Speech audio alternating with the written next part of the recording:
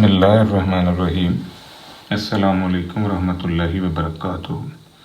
लाखों करोड़ों दरूद सलाम नबी करीम सल्लल्लाहु अलैहि वसल्लम पर और आपकी हाल पर। आज ही बेटा हमने multiplicative theorem for dependent events की न्यूमेरिकल एप्लीकेशन को स्टडी करना है। मुख्तलिफ क्वेश्चंस पे हम गौर करेंगे और इस थ्योरम की जो एप्लीकेशन है उसे ऑब्जर्व करेंगे। पहला सवाल है, two balls are drawn in succession from a bag containing 5 white and 8 black balls. What is the probability both balls are black. दूसरा सवाल है, बोथ बॉल्स आर वाइट। अब इस स्टेटमेंट के अंदर जो सबसे इम्पॉर्टेंट पॉइंट है वो ये लफ्ज़ है सक्सेशन। सक्सेशन का मतलब बेटा ये होता है कि आपने लगातार बॉल निकाला है, यानी आपने एक एक करके बॉल निकालना है और लगातार निकालना है। दूसरी बात ये है कि जो बॉल आपने निकाल लेना उसे आपने बीच में नहीं मिलाना। सक्सेशन का मतलब है 1 by 1 और विदाउट रिप्लेसमेंट। अब आपके पास जो बैग है उसमें बॉल्स की पोजीशन ये है कि वाइट कलर के वहाँ पर 5 हैं, ब्लैक कलर के 8 हैं, टोटल 13 हैं। तो पहला क्वेश्चन हम करते हैं कि दोनों बॉल जो हैं वो वाइट कलर के हैं। तो W1 हमने लिखा फर्स्ट वाइट बॉल, W2 है सेकंड वाइट बॉल। हमारा इंटरेस्ट है कि दोनों वाइट निकलें। अब ये W1 पहला वाइट इंटरसेक्शन W2 दूसरा वाइट। पहले वाइट की प्रोबेबिलिटी ऑफ W1, दूसरे वाइट की probability of W2 over W1। ये पॉइंट बेटा आपने तवज्जो से समझना है। ये बटे में W1 आया, क्यों आया? क्योंकि इन सक्सेशन ड्राइंग है, एक एक करके निकल रहे हैं और विदाउट रिप्लेसमेंट निकल रहे हैं। ये बटे में जो W1 है, यानी ये जो कंडीशन लगी हुई है कि W1 पहला वाइट निकल चुका है, इस वजह से ये ओवर यानी W2 ओवर W1 आया। अब देखें पहला वाइट अगर निकलेगा तो प्रोबेबिलिटी का फार्मूला क्या है? Number of favourable cases over number of total cases. तो फेवरेबल केसेस वाइट के कितने हैं? 5। टोटल कितने हैं? 13। तो ये आ जाएगा 5/13। ये इस W की प्रोबेबिलिटी आ गई W1 की।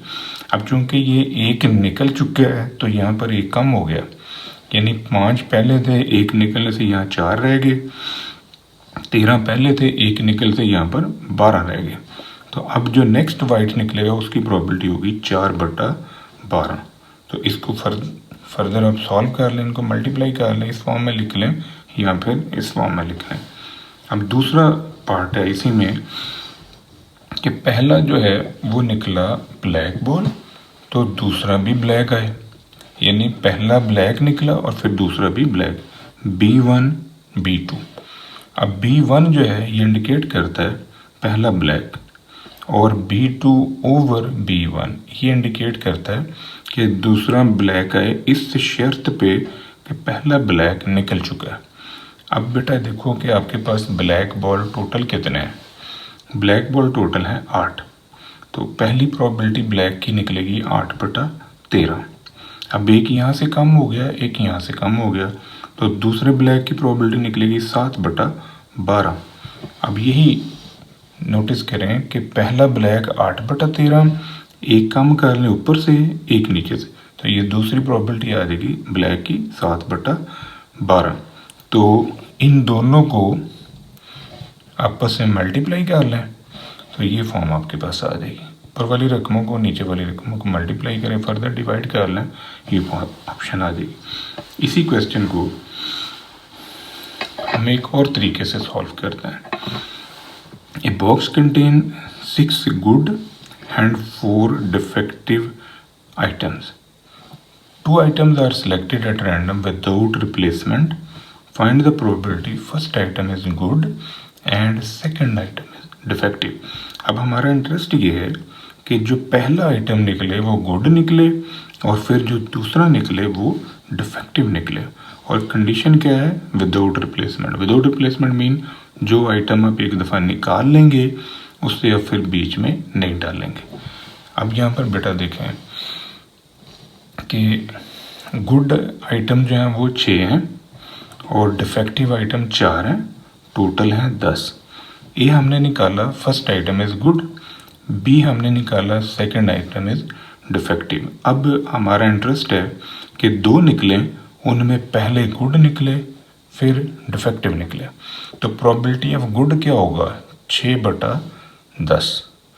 6/10 है गुड की प्रोबेबिलिटी। अब एक आपने कम कर लिया क्योंकि विदाउट रिप्लेसमेंट ये गुड एक यहाँ से कम हो गया, टोटल में यहाँ से एक कम हो गया, यहाँ पर रह गए 5 और यहाँ पर रह गए 9। अब डिफेक्टिव आना चाहिए, तो डिफेक्टिव की प्रोबेबिलिटी क्या होगी, 4/9। ये आपके पास डिफेक्टिव की प्रोबेबिलिटी, और ये इंडिकेट कर रहा है बी डिफेक्टिव है इस शर्त पे कि एक गुड निकल चुका है। अब आप इन दोनों को आप आपस में मल्टीप्लाई कर लें तो ये आपके पास प्रोबेबिलिटी आ जाएगी एक गुड और एक डिफेक्टिव की, probability of A probability of B over A. 6/10 4/9, इनको सॉल्व करें, ये आपके पास आंसर आ जाएगा। मज़ीद देखें,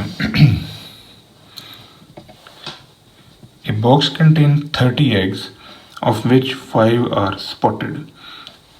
किसी डिब्बे के अंदर 30 अंडे हैं, उनमें से 5 के ऊपर स्पॉट लगा हुआ है। अक्सर अंडों के ऊपर ब्लड स्पॉट लगा होता है।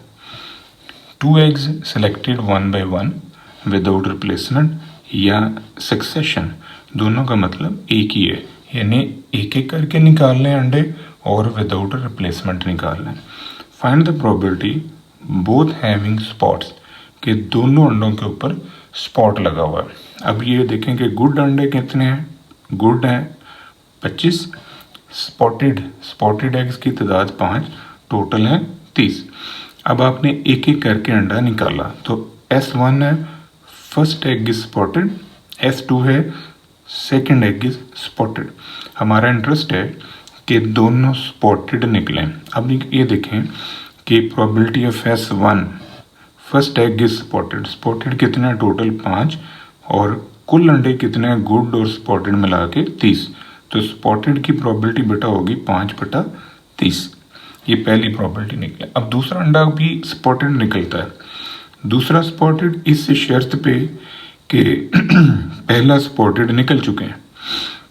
अब ये दूसरे स्पॉटेड की प्रोबेबिलिटी इस शर्त पे कि पहला स्पॉटेड निकल गया है, तो फिर यहाँ से एक कम हो गया, इधर भी एक कम हो गया, ये आ जाएगी 4/29। अब हमने 2 स्पॉटेड एग की प्रोबेबिलिटी निकालनी, तो दोनों स्पॉटेड एग्स की प्रोबेबिलिटीज जो आपने निकालनी है इनको आपस में मल्टीप्लाई कर दें, तो ये आपके पास 2 स्पॉटेड एग की प्रोबेबिलिटी निकल आएगी। इसको आप फर्दर मल्टीप्लाई कर लें इस फॉर्म में, इसको मज़ीद तकसीम करके शरिया की फॉर्म में, डेसिमल फॉर्म में भी आप लिख सकते हैं। तो ये बेटा डिपेंडेंट लॉज की एप्लीकेशन है, multiplicative law of dependent events.